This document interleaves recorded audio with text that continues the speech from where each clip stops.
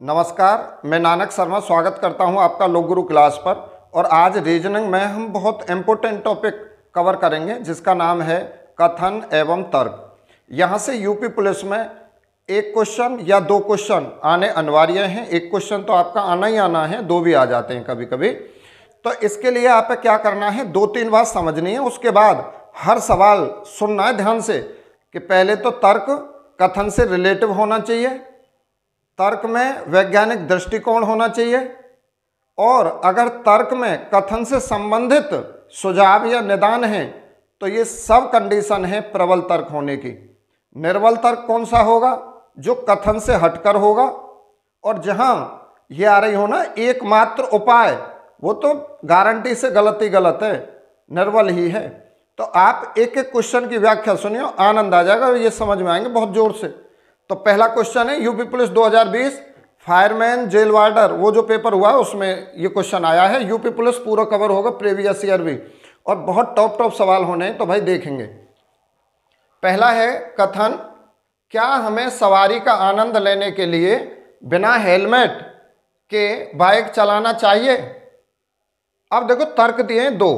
पहला तर्क है नहीं, हेलमेट पहनकर सवारी करना किसी दुर्घटना की स्थिति में सुरक्षा के लिए बेहतर है।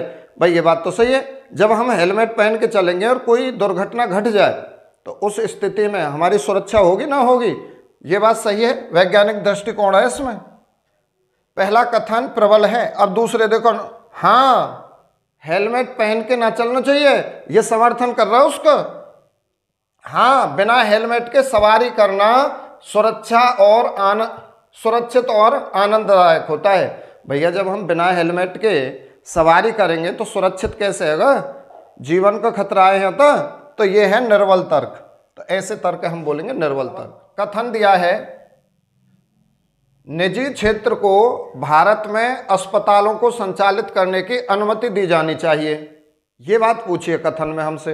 अब हमने तर्क दिए हैं दो, पहला हाँ में होगा, दूसरा ना में होगा। हाँ के भी पीछे कोई तर्क देना होगा, कारण देना होगा, और ना के भी पीछे कोई तर्क या कारण देना होगा। तो देखो उसने कहा तर्क में, हाँ वे उन्नत पश्चिमी देशों से संचालित होते हैं। तर्क कथन से संबंधित होना चाहिए, कथन से अलग नहीं होना चाहिए। यहाँ तो हम पश्चिमी देशों में भाग गए, दूर चले गए। वो तो केवल ये पूछ रहा है क्या निजी क्षेत्र को भारत में अस्पतालों को चलाने की अनुमति दी जानी चाहिए, भारत की बात कर रहा है। भारत में प्राइवेट अस्पताल खोलने चाहिए ना खोलने चाहिए, ये पूछिए। और ये तो पहुंच गए पश्चिमी देशों में, यूरोप और अमेरिका में। तो ये तो भैया देखते ही गलत हैगा, क्योंकि हमारा तर्क कथन से हटके हैगा ना, वही तर्क गलत होगा, हमारा निर्बल होगा। अब यहाँ देखो नहीं, अब नहीं के पीछे का तर्क समझो। नहीं, अस्पतालों को निजी हाथों में रखना खतरनाक है। भैया क्यों है खतरनाक? कोई कारण बताया उसने? बताओ, किसी प्रकार कारण तो नहीं बताया। तो भैया जब कारण ना बता रहा ये ठोस, तो फिर ये भी क्या होगा, गलत होगा। क्या हमें दालों के निर्यात पर प्रतिबंध लगा देना चाहिए? हाँ वाले तर्क पढ़ेंगे सबसे पहले। हाँ, इससे भारत में दालों की कीमत कम हो जाएगी। भाई देखो, जब हम कोई चीज विदेशों में निर्यात ना करेंगे तो अपने यहाँ स्टॉक पूरा होगा, स्टॉक बढ़ जाएगा, और जब कोई चीज अपने यहाँ पर्याप्त मात्रा में रहेगी तो कीमत अपने आप गिर जाएंगी। ठीक है, तो ये बात तो सही है, इसकी प्रबल तर्क है। दूसरा कहता है नहीं, इस निर्णय से निर्यात उद्योग में नौकरियां समाप्त हो जाएंगी। क्यों हो जाएंगी? भाई दालों का ही तो निर्यात रोक रहे हैं, और तो सब चीज पहुंचाई जाएंगी विदेशों में, और सब चीजों का निर्यात होगा, तो नौकरियां कहां समाप्त हो जाएंगी? तो ये तर्क होगा आपका निर्बल तर्क।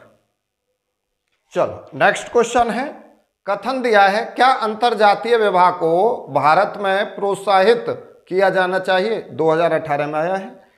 अब तर्क दिए हैं दो, हाँ यह जाति व्यवस्था को समाप्त कर देगा। दूसरा है नहीं, यह हमारी भारतीय परिवार प्रणाली को नष्ट कर देगा। देखो उसने क्वेश्चन पूछा है हमसे, कथन दिया है हमारे लिए कि क्या भारत में अंतरजातीय विवाह को प्रोत्साहित किया जाना चाहिए, यानी बढ़ाना चाहिए इस व्यवस्था को। ठीक है, तो इसने पहला तर्क दिया हाँ, यह जाति व्यवस्था को समाप्त कर देगा। ये बात भाई बिल्कुल सही है। जब एक जाति के लोग दूसरी जाति के लोगों से शादी करने लगेंगे आपस में, तो इससे जाति व्यवस्था समाप्त हो जाएगी। ये बात तो हमारी प्रबल है, तो ये प्रबल तर्क है। अब ये कहता है नहीं, यह हमारी भारतीय परिवार प्रणाली को नष्ट कर देगा। क्यों कर देगा भैया? परिवार को टूट जाएंगे, फिर बिखर जाएंगे, नष्ट क्यों हो जाएंगे? तो ये जो दूसरा तर्क है ना, ये है आपका निर्बल तर्क। केवल पहला तर्क प्रबल है। नेक्स्ट क्वेश्चन, कथन दिया है हमें, क्या दिल्ली में नए बड़े उद्योग शुरू किए जाने चाहिए? अब देखो, तर्क पहला दिया है नहीं, इससे शहर के प्रदूषण में इजाफा होगा। दूसरा तर्क है हाँ, यह रोजगार के अवसर प्रदान करेगा। देखो भाई, सबसे पहले देखो, उसने पूछा कि बड़े उद्योग धंधे शुरू किए जाने चाहिए। जब हम कोई भी उद्योग स्थापित करेंगे तो उससे रोजगार के अवसर तो हमें मिलेंगे ना, रोजगार मिलेंगे, और जब रोजगार मिलेंगे तो ये तर्क कैसा हुआ? प्रबल हुआ। अब देखो, नहीं, इससे शहर के प्रदूषण में इजाफा होगा। भाई यहां पता चल रही है आप है कि प्रदूषण ही फेंकेगा ये निखालस। हो सके प्रदूषण निवारण का भी इसमें कोई सिस्टम लगे हुए हो, ठीक है, और प्रदूषण के ऊपर रोजगार ना दिया जाए, ये एक निर्बल तर्क है। तो पहला तर्क है आपका निर्बल। नेक्स्ट, क्या सरकारी स्कूलों में दिया जाने वाला मध्याह्न भोजन, मिड डे मील, जो स्कूलों में खाना दिया जाता है, बंद कर दिया जाना चाहिए? ये बात पूछिए। अब देखो, तो इसके पीछे दो तर्क है। नहीं, यह वंचित बच्चों को कम से कम एक समय भोजन प्रदान करता है। दूसरा है हाँ, यह स्कूल में जाने के लिए गलत प्रोत्साहन प्रदान करता है। तो भाई देखो, उसने हमसे एक बात पूछी कि क्या मध्याह्न भोजन को बंद कर देना चाहिए? अब इसके पीछे पहला तर्क है नहीं, यह वंचित बच्चों को कम से कम एक समय भोजन प्रदान करता है। अरे जिन लोगों के पास खाने के लिए भी पैसा नहीं है, जो आर्थिक स्थिति जिनकी पिछड़ी हुई है, वो अच्छा खाना नहीं खा सके उनके बच्चे घर पे, तो कम से कम इस विद्यालय में एक समय तो उन्हें अच्छा भोजन मिल ही जाएगा, ठीक है। तो इसलिए बंद नहीं होना चाहिए, पहला तर्क प्रबल है। अब देखो दूसरा, हाँ, यह स्कूल में जाने के लिए गलत प्रोत्साहन प्रदान करता है। भैया अब सुन लो इसकी बात, गलत प्रोत्साहन क्यों है? जब बालक पढ़वे ना जा रहा हो, उसे 2 रुपया की टॉफी लेके दें ना, तुरंत चला जाए, तो प्रोत्साहन के लिए तो दें, प्रोत्साहन मिल गया, उसे टॉफी मिल गई, पहुंच गया स्कूल। तो जब खाने का अच्छा प्रोत्साहन है, ये गलत प्रोत्साहन कैसे बता दिया उसने? तो ये जो तर्क है वो कैसा है? निर्बल तर्क है, निर्बल।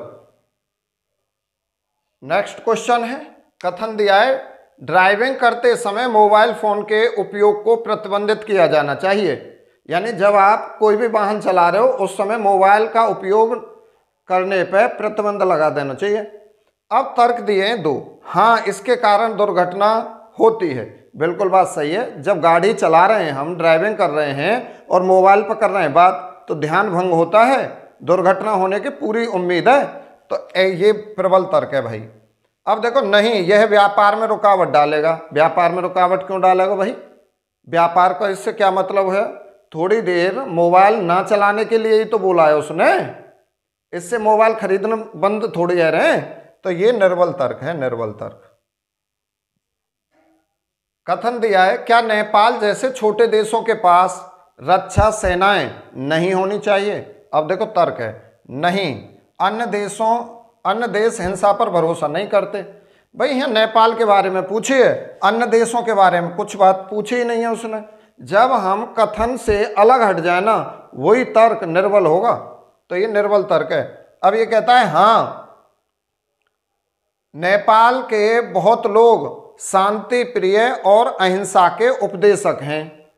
भाई ये बताओ, लोग शांतिपूर्वक रह रहे हैं, अहिंसा के उपदेशक हैं, तो इसका मतलब ये थोड़ा ही ना है कि अपनी रक्षा मत करो। अपनी रक्षा के लिए तो सेना रखनी पड़ेगी किसी देश है। तो ये भी तर्क कैसा होगा? निर्बल तर्क होगा।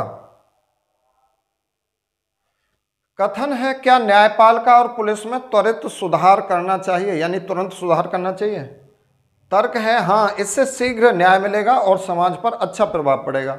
भाई देखो, जब हम न्यायपालिका और पुलिस में सुधार कर देंगे, ठीक है, तो हमें फिर क्या होगा? शीघ्र न्याय मिल जाएगा और समाज पर अच्छा प्रभाव पड़ेगा। ठीक, ये बात तो सत्य है। जब चोर को दंड मिल जाएगा तो और लोगों की बात समझ में आएगी कि भैया चोरी करना गलत है, चोरी करनी बंद होगी तो समाज में सुधार होगा, अच्छा प्रभाव पड़ेगा। तो पहला तर्क तो है प्रबल। अब देखो नहीं, नहीं के पीछे क्या तर्क है? और भी मुद्दे हैं जिनको उच्च प्राथमिकता देनी चाहिए। अरे और मुद्दों की का इसने मने करी है? ये तो केवल हमें पुलिस और न्यायपालिका की पूछी है, और मुद्दों से लेना देना नहीं है इसमें। तो भाई ये तर्क कैसा होगा? निर्बल।